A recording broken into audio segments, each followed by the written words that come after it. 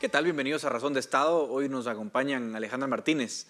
Ella es la directora de Estudios Latinoamericanos de la Fundación Libertad y Desarrollo, y Roberto Wagner, profesor universitario, analista independiente, un buen amigo nuestro también. Así que bienvenidos a ambos, Alejandra y Roberto.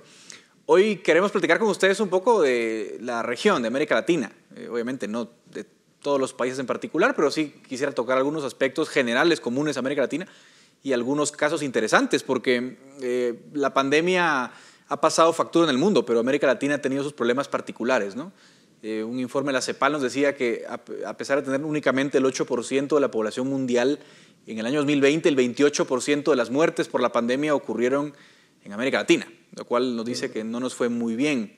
Y ahora pues hay un ciclo electoral en algunos países de América del Sur que está dando algunas muestras de que esa crisis parece que está tocando y teniendo consecuencias interesantes. Entonces, Roberto, me gustaría comenzar contigo en preguntarte así, en términos muy generales, ¿cómo ves el panorama de América Latina a raíz de la pandemia? Agrego un par de datos, ¿no? La CEPAL dice que hemos retrocedido 12 años en términos de pobreza y 20 años probablemente en los avances de pobreza extrema. O sea que el impacto económico juega ahí su rol. ¿Cómo visualizas en términos muy generales la situación de América Latina en este 2021?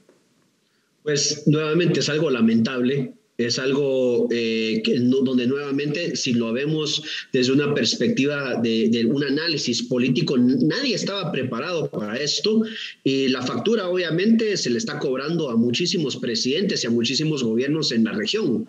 Ahora, lo que más me llama la atención, lo que para mí es más preocupante, es que las alternativas, o sea, lo que digamos el desgaste natural que se ha generado por todo el tema de la pandemia, es regreso a las viejas fórmulas ya conocidas y muchas veces incluso ya fracasadas de cómo hacer política en la región. Nuevamente regresar a ciertos aspectos populistas, a ciertos aspectos, digamos, que tienen agendas profundamente ideologizadas, y no venir y pasar a cuestiones que, independientemente si se trata de derechas o izquierdas, pero que sean, digamos, nuevas propuestas con nuevas ideas, digamos, que permitan uno atender o enfrentar los problemas de la pandemia, los efectos de la pandemia, principalmente lo que acabas de mencionar, Edgar, que es los efectos económicos que esto ha tenido, la reactivación económica y cómo, digamos, realmente tratar mejor las políticas públicas que apunten a un desarrollo inclusivo de las personas en la región. Yo creo que lamentablemente lo que estamos viendo en muchísimos países de la región es los gobiernos actuales a quienes están siendo castigados por esta situación, pero las alternativas son de visiones o de expresidentes o de visiones políticas que ya conocemos y que han sido demostradamente fracasadas en la región.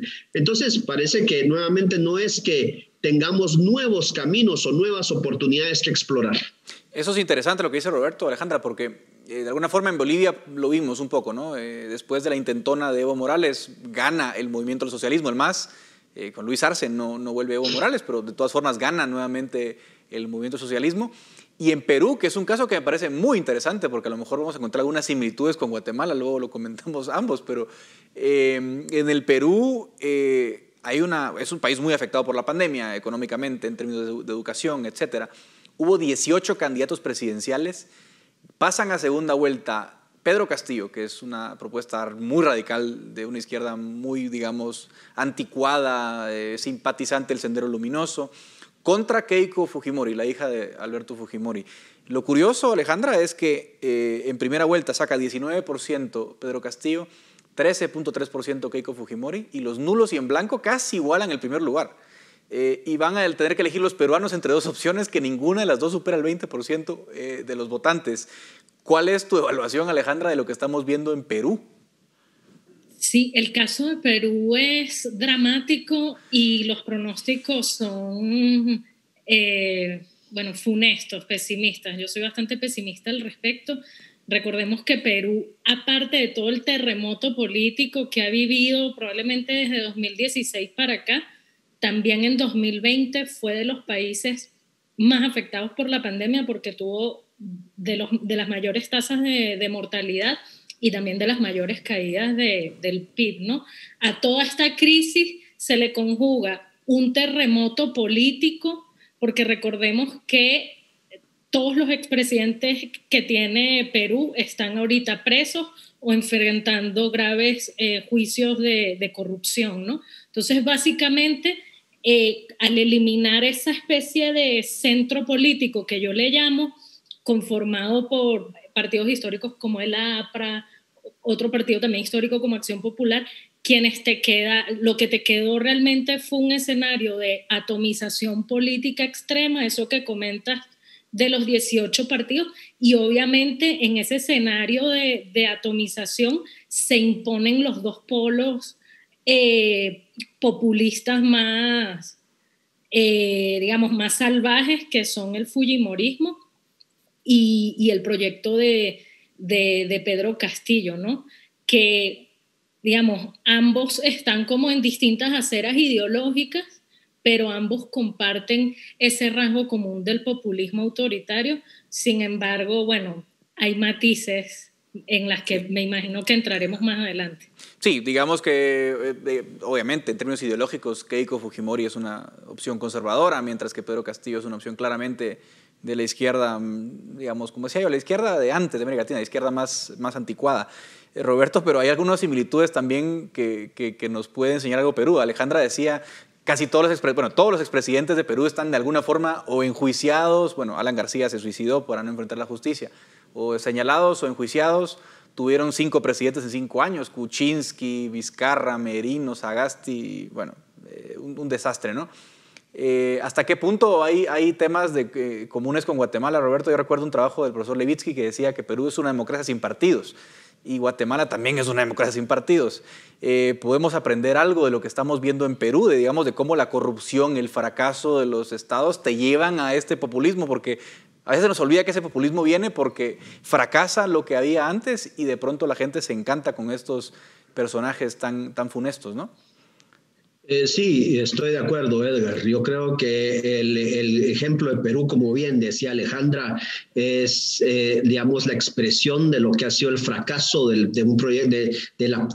proyecto político en aquel país, ¿no? O sea, 18 partidos que nosotros llegamos a tener inscritos en el Tribunal Supremo Electoral, casi 30 partidos previo a las elecciones pasadas, en donde tenés básicamente 20 partidos que realmente comparten, o sea, entre comillas, una misma ideología, pero que son propuestas diferentes. O sea, cada quien levanta su proyecto político y espera ver a quién logra meter en un Congreso que es completamente nada representativo del país, como bien decía Alejandra también, completamente atomizado, en donde tenés que negociar con gente que claramente está ahí por un interés personal, no por un interés de agenda política. Y yo creo que la gran lección que nosotros tenemos del caso de Perú, y como bien han dicho los dos, del caso en donde tenemos a la gran mayoría de expresidentes de Perú en la cárcel o ligados a procesos o investigados, es que lo cerca que estamos siempre en nuestros países, y no solo Perú, sino que América Latina en general, de siempre recurrir a la expresión clásica del caudillismo autoritario y populista.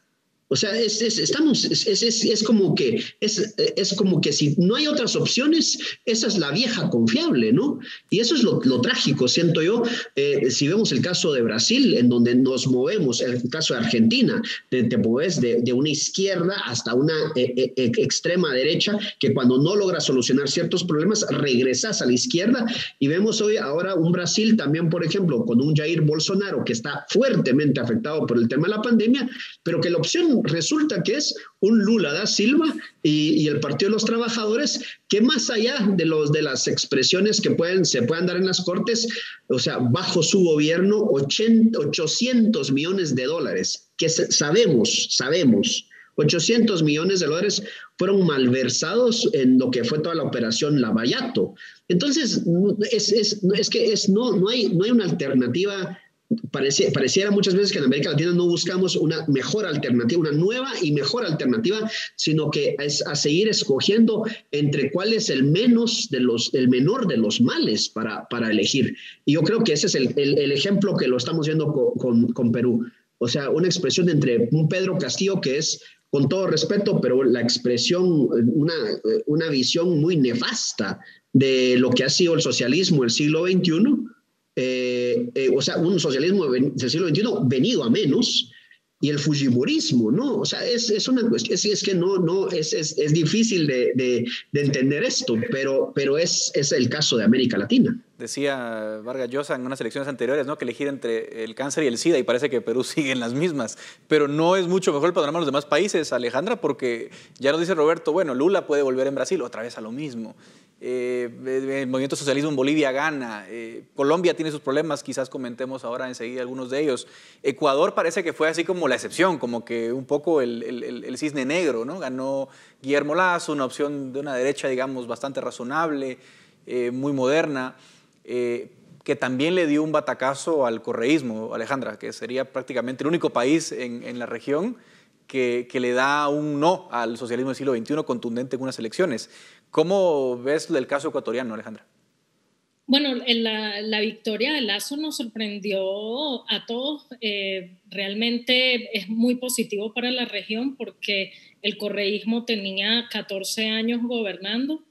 Sin embargo, siento yo, Guillermo Lasso, a pesar de que tiene todas las cualidades de un estadista de altura, tiene que enfrentarse a retos importantísimos, no tiene mayoría en el Congreso, está en una crisis económica sin precedentes, y el riesgo que él tiene es, si él no termina de consolidar la democracia ecuatoriana y construir instituciones medianamente funcionales, tiene el riesgo de que le pase, o sea, de convertirse en una especie de hiato para que vuelva el correísmo. Pienso, por ejemplo, en el ejemplo de Macri en Argentina, que fue un hiato para que volviera el kirchnerismo. Aquí en Centroamérica lo hemos vivido también, esa década en Nicaragua con la señora Chamorro y Bolaños, para que volviera otra vez el sandinismo.